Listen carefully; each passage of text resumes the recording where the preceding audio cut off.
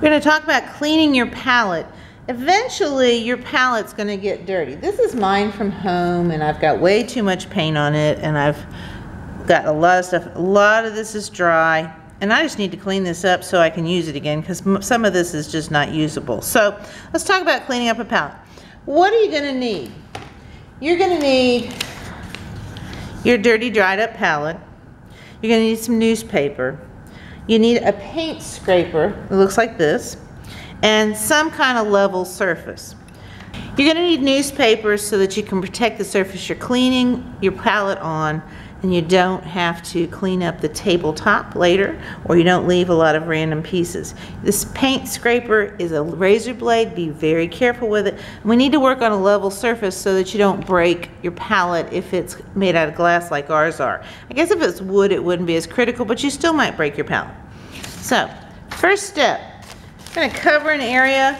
In the classroom, you're welcome to scrape it back by the sink, but please cover up that surface so that it doesn't get any worse than normal. I'd prefer that you just go ahead and take it back to your seat. Work on a level surface. I've got the newspaper out.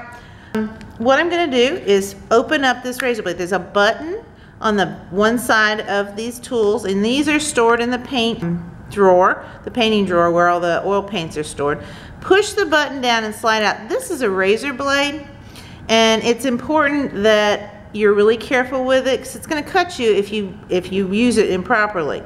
If for some reason the blade breaks during the process, just bring it to me. It's not a big deal and I can replace it. There may be a couple scrapers back there so you can just use a different one. But just bring me the blade and so I know it's broken. Don't try to take it out yourself. Alright, how do we do this? Level surface, palette.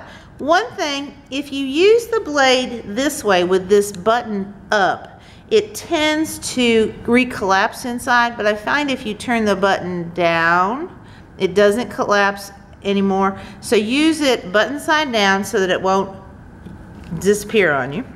And what you need to do is keep your hand behind this so that as you're scraping, you're pushing, and sometimes you have to push with a lot of pressure. If you're pushing with that pressure and your hand is here, you might slip and cut yourself. So always hold your hand behind the scraper and push away from your hand. And what you have to do is kind of put it down and wiggle, wiggle, wiggle. And since these are glass, it'll eventually get down there. All right, so you could clean a small portion of your palette. You could clean your whole palette out. It's kind of how you want to work. Clearly I don't clean mine every time I use it. And you're just going to push this down. Keep this on an angle, put some pressure on it. If you have an area that's got big pieces, which hopefully you haven't used this much paint, you can just slide right underneath those. Keep your hand away from it. If you want to just clean your work area, you can. I found this area, this paint here, has still got a lot of wet paint in it, so I may not scrape that. These are pretty hard. This one's hard. So you can clean off the whole thing if that's the right situation.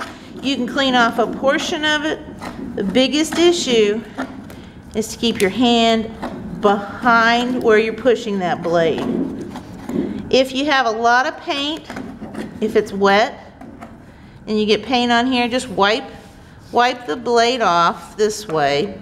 Don't try to clean it with your hand. Just drag it on the paper. Scrape off everything you want.